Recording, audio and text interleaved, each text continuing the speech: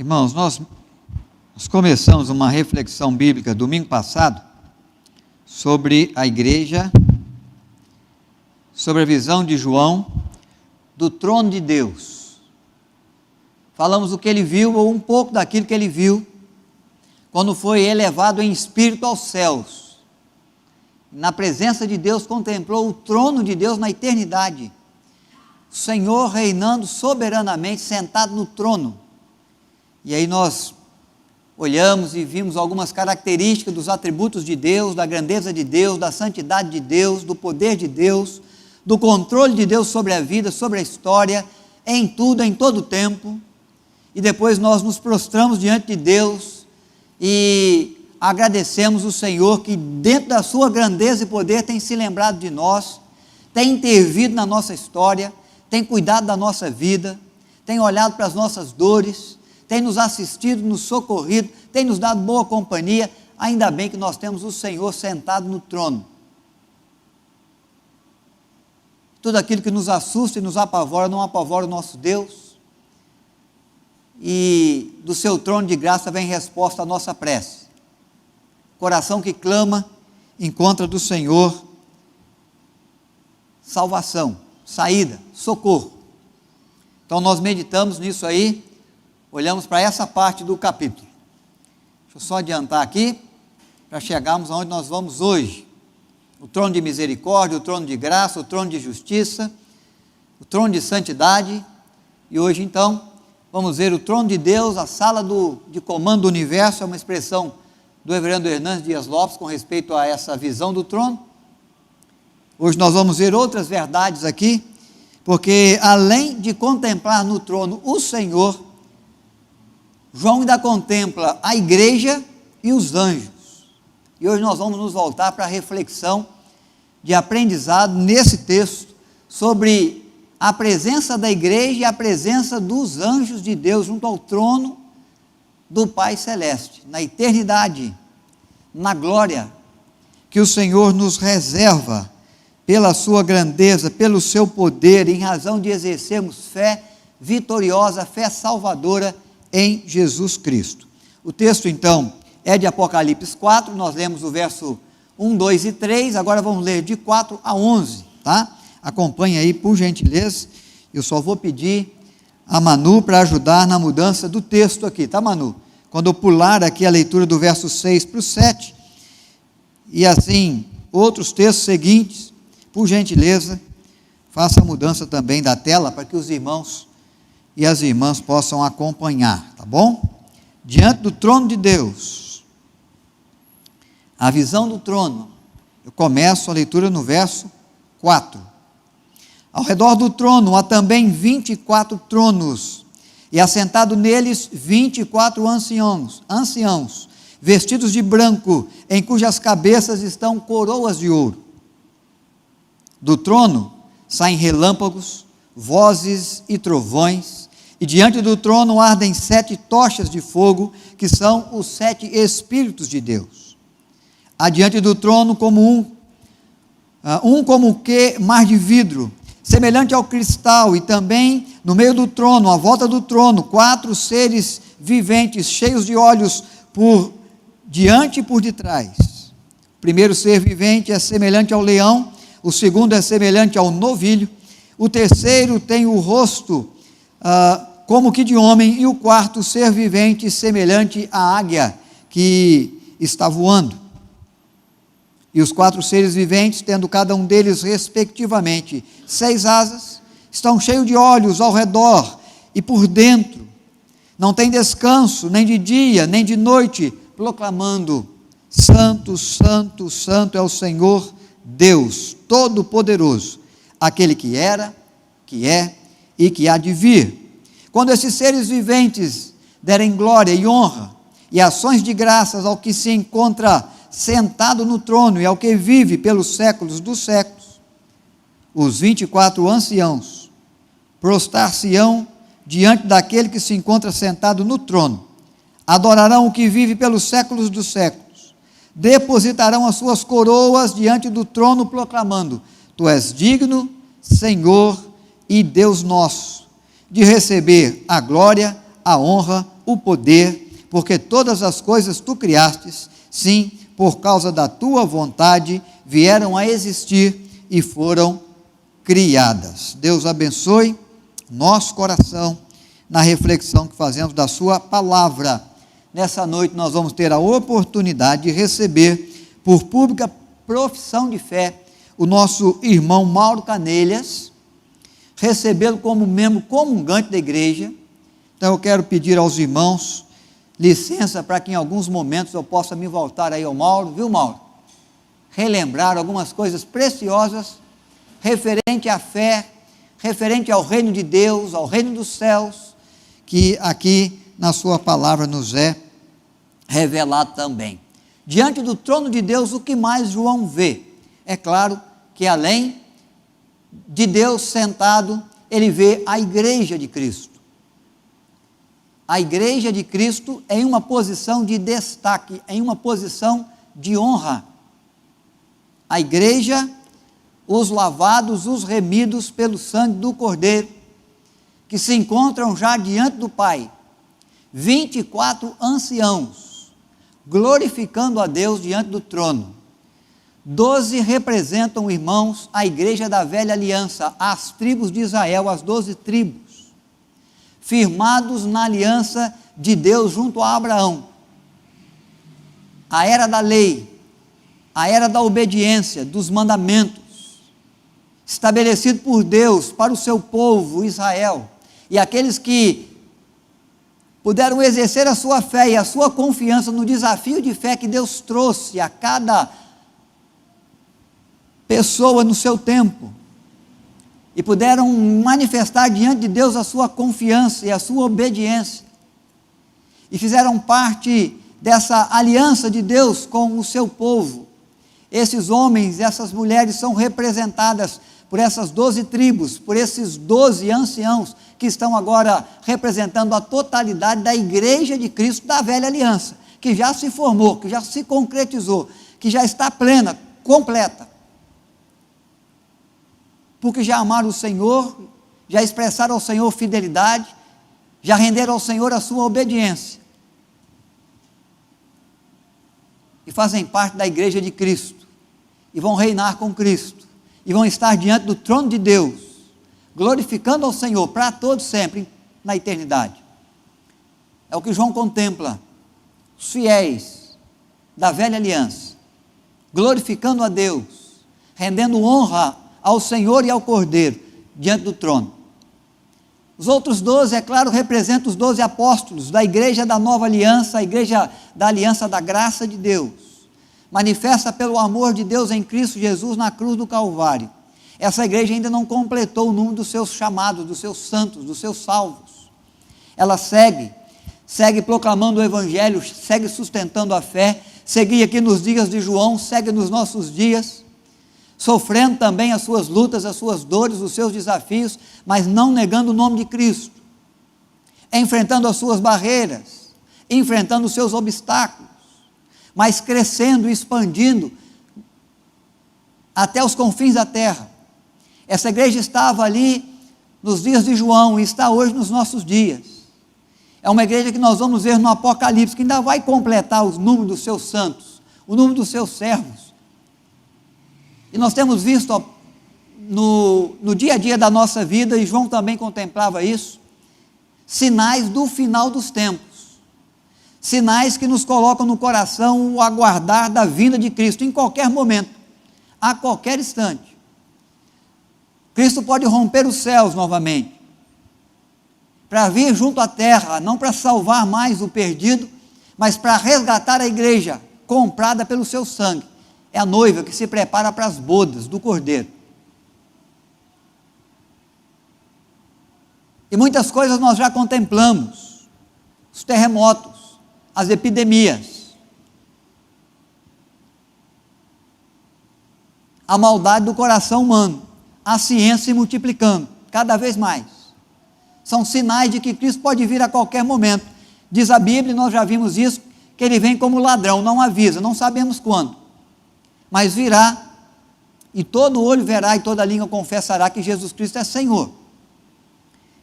Então a igreja está crescendo, uma fé está sendo sustentada, apesar dos açoites, das pressões, das perseguições do Império Romano nos dias de João. João está preso por causa do nome de Jesus.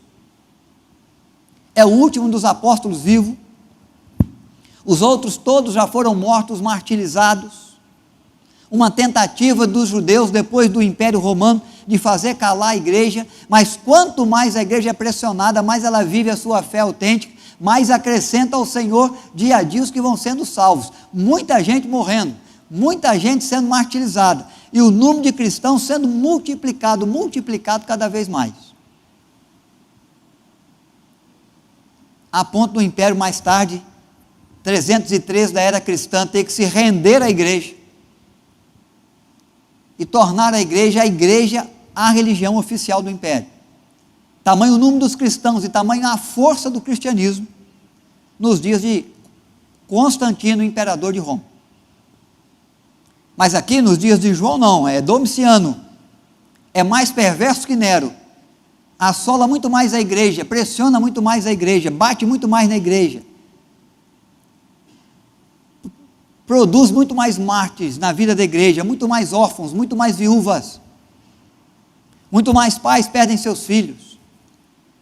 Mas a igreja pressionada, a igreja sofrida, a igreja castigada, a igreja açoitada e morta, é a igreja que vai receber de Deus a possibilidade, porque Deus reserva para a igreja a condição de destaque e de honra.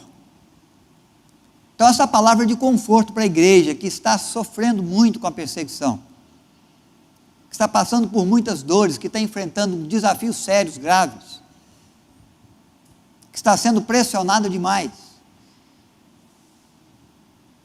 Saber que no trono de Deus e diante de Deus há uma recompensa de uma posição de honra, de uma posição de destaque. Essa igreja ainda não completou o número de salvos. O dia que completar, irmãos, e só falta isso, podem ter certeza, Cristo vai romper os céus. O dia que o último homem, a última mulher, que Deus tem na sua mente, no seu coração, no livro da vida, tem um nome no livro da vida, se converter, se render ao Senhor, movido pelo Espírito de Deus, reconhecer em Jesus o seu Salvador. Isso pode acontecer agora, isso pode acontecer daqui a 5 minutos, isso pode acontecer daqui a 1000 anos, nós não sabemos, mas cumprimos o nosso papel e vivemos a vida tentando exercer a missão que Deus nos confiou, de pregar o Evangelho, de fazer discípulos de todas as nações. É a nossa missão. O dia que Cristo vem, não importa para nós, o que importa é o que Ele já fez, quando veio pela primeira vez, e deu a sua vida para nos resgatar, pagando pelo nosso pecado, e nos dando a possibilidade de, mesmo que vivamos as pressões aqui, a indiferença aqui, a perseguição aqui, possamos viver o destaque, a honra lá, junto ao trono do Pai Celeste.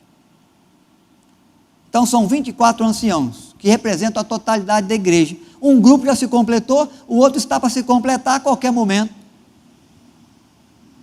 Vai formar a totalidade da igreja na era da graça. E quando isso acontecer, e o número de salvos se completar na mente de Deus, Cristo vai vir, e nós vamos viver essa posição de destaque, que nós vemos aqui, a igreja, representada pelos anciãos, diante do trono de Deus, glorificando ao Senhor. Mauro, Jesus não apenas salvou a sua vida, ou a minha, não deu apenas o seu sangue, não verteu apenas o seu sangue para nos purificar do pecado, como o cordeiro que foi morto. Jesus reservou para você, para mim, para todo aquele que crê, um lugar de destaque diante da sua presença na eternidade.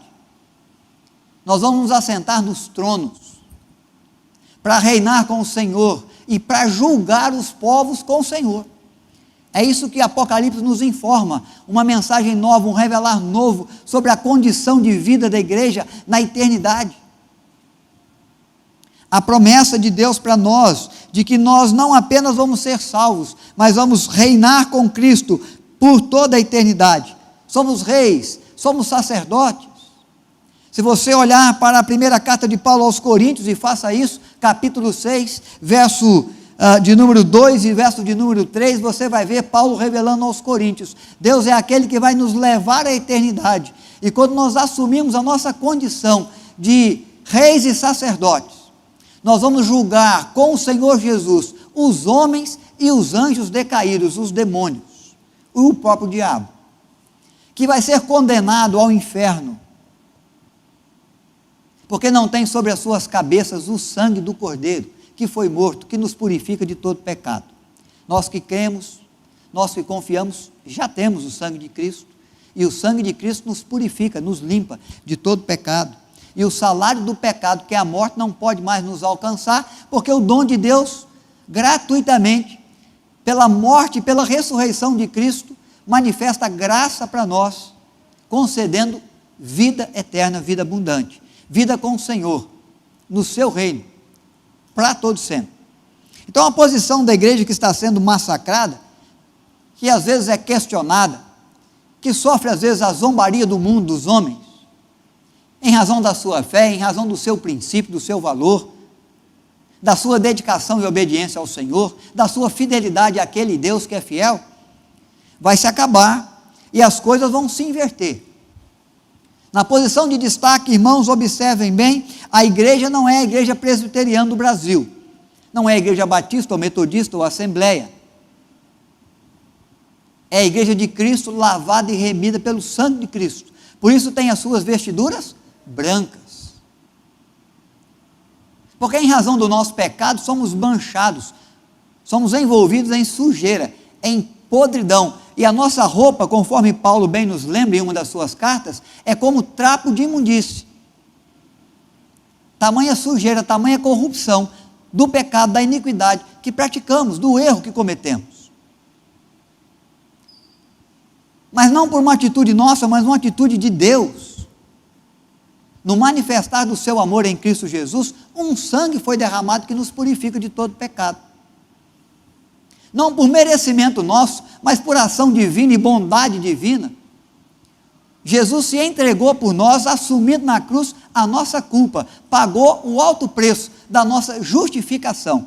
Nós seríamos condenados pelo pecado que praticamos, mas aquele que se entregou por nós, levou sobre si a nossa culpa, pagou o nosso preço, nos açoites que recebeu, no sangue que verteu, na morte que vivenciou na cruz do Calvário. É o justo que se entrega pelos injustos de forma eficaz, para que nós não sejamos condenados como aqueles que não creem, ou como os anjos decaídos, os demônios, mas sejamos salvos pela graça de Deus que nos cerca, porque o sangue de Cristo torna as nossas vestiduras brancas, limpas, puras. Não é por uma ação de bondade minha, não é por um ritual que a igreja possa me oferecer, não é pelo batismo que ela pratica, ou porque agora eu resolvi fazer a minha pública profissão de fé, mas é por aquilo que Deus já fez. Essas coisas outras que nós fazemos é resposta ao amor que já recebemos, é obediência, é gratidão pela graça que já nos foi concedida.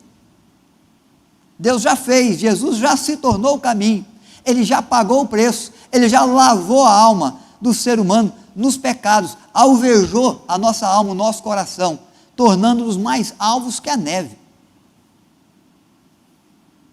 Por isso as roupas são brancas,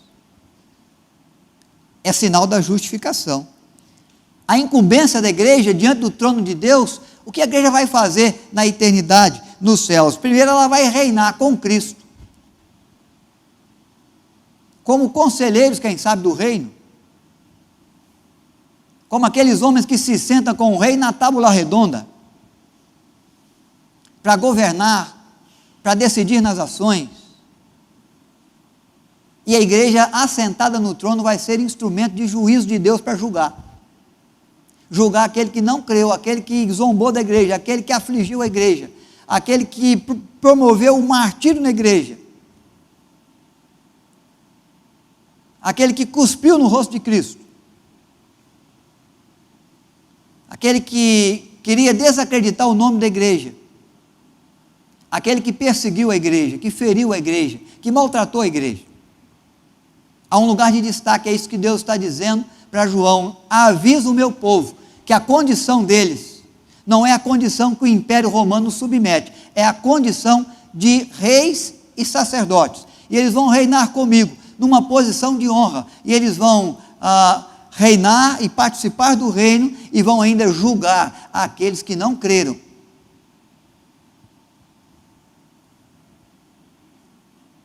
É a incumbência da igreja. Ainda a posição da igreja de destaque, recebendo uma coroa de ouro.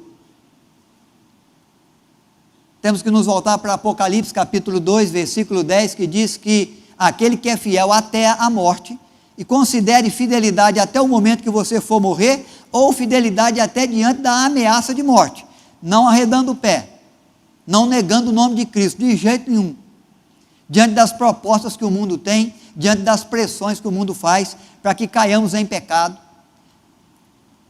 para que deixemos de testemunhar, para que a nossa vida não glorifique nem agrade a Deus, pelo contrário, envergonhe o nome de Deus. Tenha cuidado com essas propostas, meu irmão, minha irmã, meu jovem, adolescente. Porque aqueles que se envergonharem de mim, diz Jesus, eu me envergonharei dele diante do meu Pai, se eles se envergonharem de mim diante das pessoas, diante do mundo. Mas para aqueles que exercem fidelidade, diz o texto de João, de Apocalipse 2,10, ser fiel até a morte, e dar-te-ei o quê? A coroa da vida. Esses anciãos, a igreja já está com as suas coroas na cabeça, com a sua recompensa na cabeça, por causa da sua fidelidade. A igreja que está diante do Senhor é a igreja invisível, lavada, remida pelo sangue de Cristo, que se manifestou fiel na sua condição de servo bom, de serva fiel, que foi capaz de testemunhar apesar das dificuldades, apesar das frustrações, apesar das prisões, dos açoites, das pressões, apesar das propostas tantas que o mundo fez, você sustentou na sua vida a sua fé em Jesus Cristo. O Mauro está proclamando a sua fé em Jesus. Ele vai ser desafiado, como eu sou, todo dia, a sustentar essa fé na sua vida, junto à família, junto ao trabalho, junto aos vizinhos, no tempo da facilidade, da bonança, das conquistas, onde a gente acha e gosta de achar que conquistou pela força do nosso braço, nas posições de destaque que a gente vive nesse mundo, quando a gente acha que porque está em determinado cargo pode pisar nas pessoas que estão para baixo. Há um jeito certo de se fazer, de se viver, que agrada a Deus, e o Mauro está aprendendo isso aí na caminhada, e eu também. Quando professamos a nossa fé em Jesus, nós temos que saber que é preciso sustentá-la com a nossa fidelidade. Por isso que o desafio de Deus é, seja o seu sim, sim, o seu não, não. Se você prometeu diante de Deus, para a glória de Deus, cumpra seus votos, suas promessas. Se você observou na palavra de Deus uma diretriz, um mandamento, seja obediente, mesmo que isso exija de você sacrifício, abnegação, o morrer matando a si mesmo, matando, sacrificando o seu eu, para que a pessoa de Cristo cresça em você. Como Paulo que disse, viver para mim é Cristo, morrer é lucro. E não sou eu quem vivo, mas Cristo vive em mim. Ele está dizendo, eu estava sacrificando o meu eu, sepultando o ser humano, a natureza pecaminosa dia a dia, para expressar ao Senhor a minha fidelidade. A igreja que é honrada é a igreja, irmão, fiel. Essa igreja será colocada em destaque diante do Senhor. É para eles, é para nós, é para o Mauro, é para todo aquele que exerce fidelidade ao Senhor. Os anjos, os 4 seres viventes, há outras linhas teológicas, 2 outras, que acreditam que esses seres viventes podem ser outras criaturas, podem representar a igreja em tempos diferentes da história. Mas eu quero ficar com a posição que eu já encontrei há algum tempo, no livro de Hendricks, Mais que Vencedores. É o título do livro, o Hamilton tem esse livro também. Mais que Vencedores. Desse texto, irmãos, nós vamos abordando e vamos verificando que os 4 seres viventes são anjos que adoram, que glorificam a Deus na presença do seu trono. Anjos fazem parte, irmãos, do grupo de seres celestiais criados por Deus. Como Ele criou o ser humano, mas não a sua imagem e semelhança. Anjos são criaturas de Deus, criados para servir ao Senhor junto ao seu trono, para servir ao Senhor e para cumprir as ordens que Deus lhe determina, no céu ou na terra. Quando lemos a Bíblia, nós vemos que homens, seres humanos, tiveram a oportunidade de hospedar anjos, de receber da parte de Deus mensagens pela boca dos anjos. Os pastores receberam essa gloriosa mensagem: eis que vos nasceu na cidade de Davi o Salvador, que é Cristo o Senhor. Anjos glorificaram a Deus junto ao presépio do nascimento de Cristo em Belém. Anjos anunciaram a Maria que ela teria uma gestação extraordinária, nunca vista na história. A virgem haveria de conceber, daria à luz a um filho, que deveria ser chamado de Jesus, porque ele salvaria o seu povo dos seus pecados. Anjos, seres celestiais, que servem ao Senhor e não poderiam deixar de estar diante do trono de Deus, glorificando o nome de Deus. Há umas figuras aqui que eu não quero me prender nelas, vou só mencionar. Um anjo com uma figura, uma fisionomia aí de leão, que simboliza força, ou do boi, que simboliza aí a capacidade e o serviço, a águia, a agilidade e também a rapidez, e o homem, a inteligência. É como que se Deus quisesse revelar a João alguns dos atributos dos anjos, algumas das características dos anjos, que os anjos possuem, como o ser humano possui. Os anjos possuem algumas características, algumas habilidades, dadas por Deus para servi-lo. Há um momento na história que um anjo chega a dizer, quando ele leva o recado para Daniel: eu vim correndo, vim voando, vim rápido como uma águia, ágil, mas eu fui impedido no caminho, fui interceptado no caminho, tive que uma batalha aí com um dos demônios aí que queriam me segurar pelo caminho, tive que primeiro vencer essa batalha para depois chegar. Então parece que eu demorei, mas eu tenho agilidade, eu parti com muita vontade de fazer, de cumprir muito rapidamente a vontade de Deus. Anjos têm força, têm habilidade, têm inteligência para cumprir a ordem de Deus, e agora estão diante do trono de Deus, proclamando sem cessar, dia e noite. E o cântico dos anjos anuncia atributos do próprio Deus. Então os anjos glorificam a Deus e falam da santidade de Deus. Quando eu olho para esse texto, você pode observar, vai dizer: santo, santo, santo é o Senhor Deus. Santo por si só já é um aspecto de puro, de separado, daquele que não se contamina, não se corrompe. Santo duas vezes na Bíblia é superlativo, é para identificar que ele é bem santo mesmo, sustenta bem na vida mesmo a santidade e a pureza. Mas santo três vezes significa ser santo absoluto, um santo incomparável. É a mesma expressão de Isaías no capítulo 6, diante do trono de Deus: santo, santo, santo é o Senhor dos exércitos. E aqui os anjos estão proclamando que santo, santo, santo é o Senhor Deus, aquele que está no trono, é santo absolutamente, incomparavelmente. O Deus que é santo, que espera do seu povo a santidade, mas santidade como a do Senhor, pureza de vida, separado de dano, de mal, de pecado, como Deus, só o Senhor nosso Deus. Nosso Deus é santo, o nosso Deus é onipotente, diz o texto, todo-poderoso.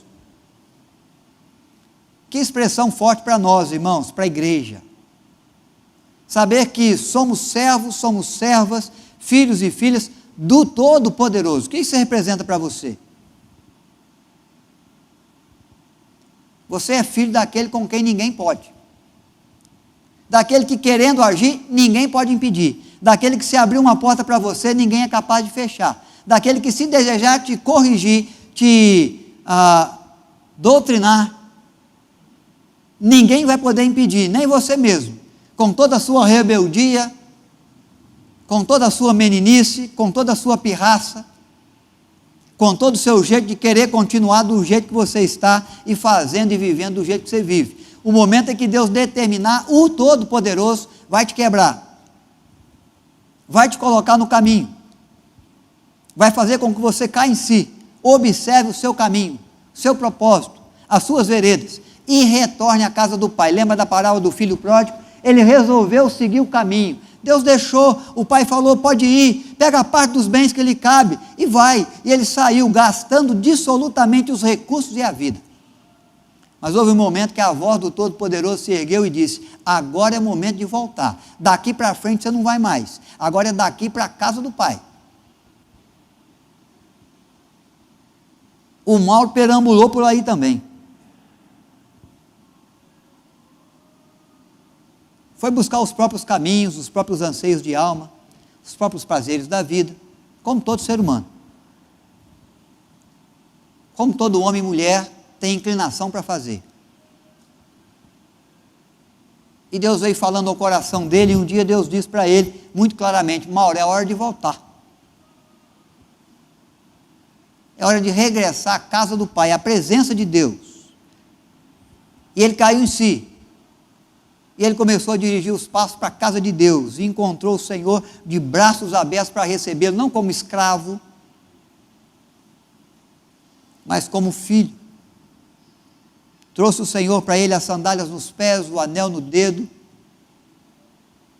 e nos dá a possibilidade de celebrar hoje, quem sabe aquela celebração que o pai viveu quando o filho voltou para casa, e ele pôde dizer: vamos nos alegrar, vamos festejar, há júbilo nos céus, porque aquele meu filho que estava perdido foi achado, aquele meu filho que estava morto reviveu. É o Todo-Poderoso, aquele que te guarda, aquele que dá ordem aos seus anjos para estarem ao seu redor e livrá-lo de todo o mal. Se o Senhor quiser, Ele faz. Aquilo que o homem não pode fazer, o Deus pode fazer. Aquilo com que a medicina não dá conta, Deus ainda pode dar conta. Se Ele quiser, Ele faz. Não há nada impossível para o nosso Deus. É o agir do Todo-Poderoso. Por isso que essa expressão é o Todo-Poderoso. Aquele que pode tudo. Nada é impossível para o Senhor. E Deus usa desse atributo, dessa grandeza, desse poder, para abençoar a nossa vida. Ele quis e proclamou: há de nascer da mulher, da semente da mulher, aquele que vai esmagar a cabeça da serpente, que conduziu a humanidade à queda lá no jardim do Éden, fazendo com que ela tomasse do fruto proibido e comesse, quebrando uma aliança. E Jesus nasceu de Maria, porque o Todo-Poderoso disse que uma virgem, em algum momento da história, haveria de conceber, haveria de dar à luz. O que seria gerado é fruto do Espírito Santo, do próprio Deus, no ventre materno. É Ele que dá a vida, é Ele que promove a vida, é Ele que faz a formação da vida no ventre materno. Tu me formaste no interior da minha mãe, e trouxeste no interior de Maria o seu primeiro filho, um ente santo, porque o Todo-Poderoso anunciou que seria assim. E aquilo que o homem não pode fazer, e aquilo que as questões naturais do homem não pode produzir, uma virgem não tem como dar à luz, o Senhor fez, o Senhor produziu. Graças a Deus, pelo seu poder, que age em nosso favor. Os anjos estão glorificando e manifestando a santidade e o ser de Deus Todo-Poderoso, mas também está anunciando a imutabilidade de Deus.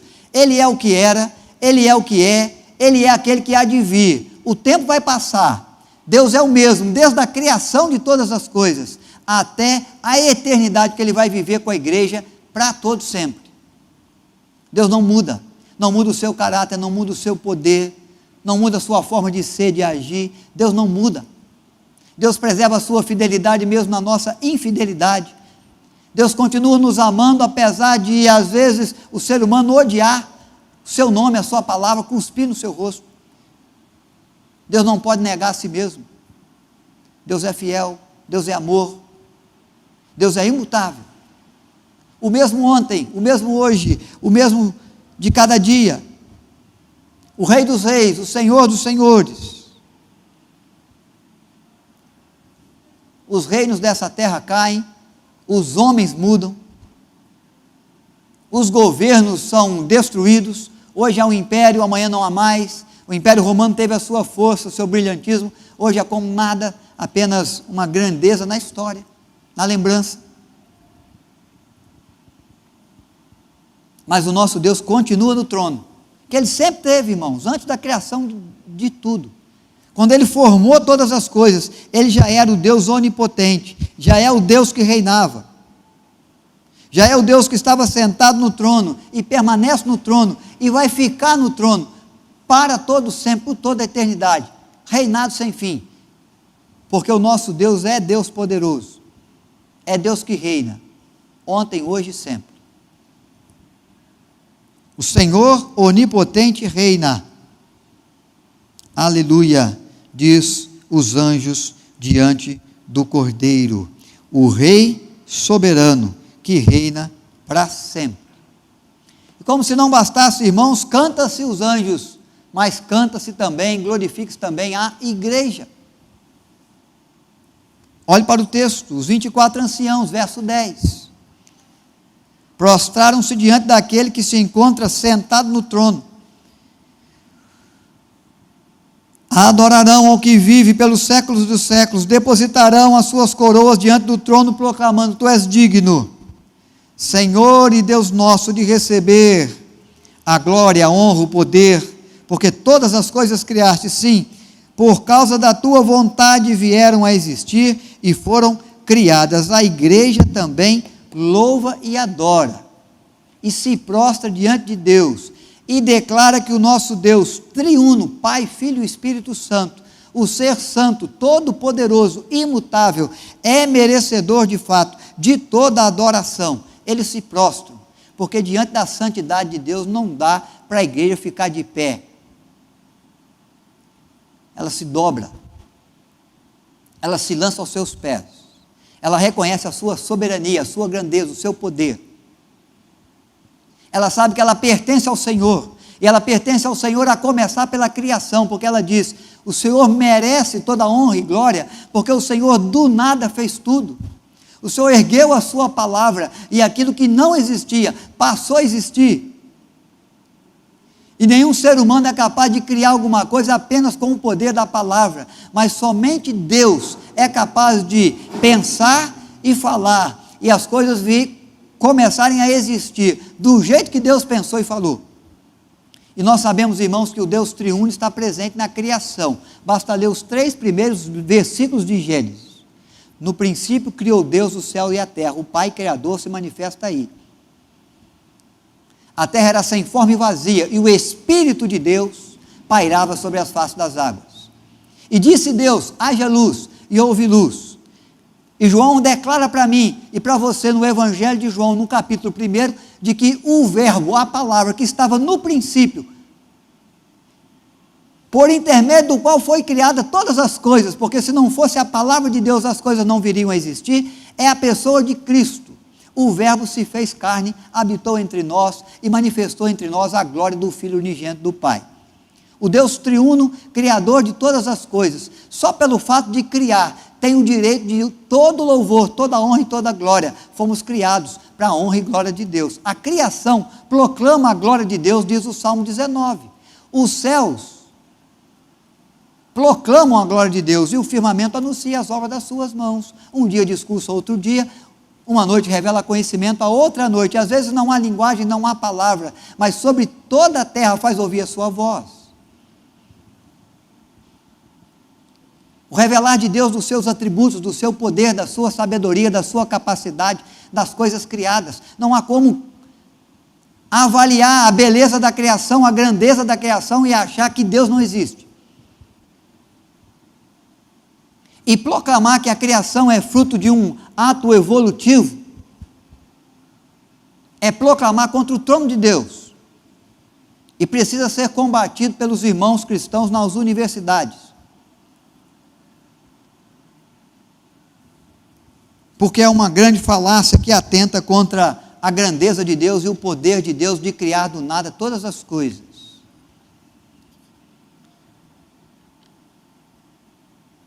Tu és digno, Senhor, porque do nada fizestes tudo, e com grande amor cumpriu a sua palavra e a sua promessa, e nos resgatou da morte, do inferno, para a vida, para a redenção, levando sobre a vida de Cristo e a morte de Cristo e a ressurreição de Cristo o peso do nosso pecado, lavando as nossas vestes e nos tornando limpos e puros. A honra e a glória no nome de Deus pela sua ação de salvação. Deus não só fez o mal, já era merecedor de todo louvor, de toda honra, mas Ele ainda salvou a vida dele dos seus pecados, e a minha e a sua, e a salvação para todo aquele que crê. Jesus diz, em João capítulo 3, verso 16, que é tão conhecido seu e meu, Deus amou o mundo de tal maneira que deu o seu Filho unigênito, para que todo aquele que nele crê não pereça, mas tenha vida eterna. Aquele que crê já tem a vida eterna. O mal já tem, eu já tenho, você já tem. Nós já fazemos parte desse grupo de salvos, de anciãos, que glorificam a Deus aqui no trono, que João vê com grande alegria e júbilo, com certeza, porque ele sabe que ele vai estar ali, e vai estar ali com todos aqueles que foram lavados e remidos pelo sangue do Cordeiro. A igreja fiel, glorificando a Deus e dando honra e glória àquele que está sentado no trono, que chamou à existência todas as coisas do nada. Irmãos, quero que você preste atenção numa conclusão aqui, para depois nós vivermos um momento da alegria e do júbilo, junto com o Mauro, recebendo esse irmão querido, como membro comungante da igreja. Primeira verdade que esse texto traz ao meu coração e o seu. Pode ser que por causa do nome de Cristo você padeça muitas dores. Pode ser que por causa da sua fé você sofra perseguições, pressões, zombaria. Pode ser que gente desmereça o seu nome, a sua vida, por causa dos princípios que você adota, os valores que você crê, porque você confia na palavra de Deus. Você quer ser o servo bom, a serva fiel. Você quer viver a vida que agrada ao Senhor, e o mundo vai te pressionar. O mundo vai te chamar de bobo, de tolo, vai dizer que você está perdendo seu tempo com a igreja e com a fé. Essas coisas todas nós somos passíveis de viver. A igreja no tempo de João estava vivendo mais, prisões, açoite e morte. Pode ser que venhamos a viver ainda isso. Vai ficando difícil no nosso país seguir a prática do evangelho e da fé. Algumas leis, alguns princípios e propósitos estão surgindo por aí, tentando fazer calar a igreja. Já tem gente querendo tirar a Bíblia de biblioteca pública, de biblioteca de escola. Já tem gente querendo processar aí o pastor ou os pastores, se eles falarem do evangelho, de maneira que possa entender que ele foi ofensivo a alguma classe, a um preto, a um branco, a um rico, a um pobre, a um brasileiro ou a um estrangeiro. A gente sendo processado, a gente tendo que se explicar pelo princípio que adota, se aprova a ideologia de gênero ou não. Estamos tendo que ir aos tribunais já, para responder. Agora está surgindo a proposta aí, de que de fato, as igrejas, os crentes sejam impedidos de terem a sua liberdade de culto, a sua liberdade de expressão. A igreja de João vivia todas essas aflições. Se você viver alguma delas, em algum momento, saiba, irmãos, o seu lugar que Deus reserva para você e para mim é um lugar de honra, um lugar de destaque. Não se incomode com essas coisas. Não fraqueje, não desista, não jogue a toalha, não se frustre, confie na promessa de Deus. Seu lugar de honra, seu lugar de destaque, seu lugar de rei, de sacerdote, é na presença de Deus, é junto ao trono de Deus. As coisas aqui vão passar. Os sofrimentos e o tempo de sofrimento desse mundo vão ser considerados e são considerados como nada, em razão da glória que está por vir, diz a palavra de Deus. Então confie no Senhor, se humilhe diante da potente mão de Deus, porque o Senhor no seu devido tempo vai te exaltar. 1 Pedro capítulo 5, verso 6, confie nessa promessa. Se alguém estiver te humilhando por aí, se coloque debaixo da mão de Deus. Submeta ao querer de Deus, à vontade de Deus, ao momento que Deus reservou para você, mesmo que esteja sendo difícil, mas se é em razão da causa do Evangelho. No tempo certo, Deus vai te exaltar. Confie nessa promessa e prossiga com a sua fidelidade ao Senhor. 2.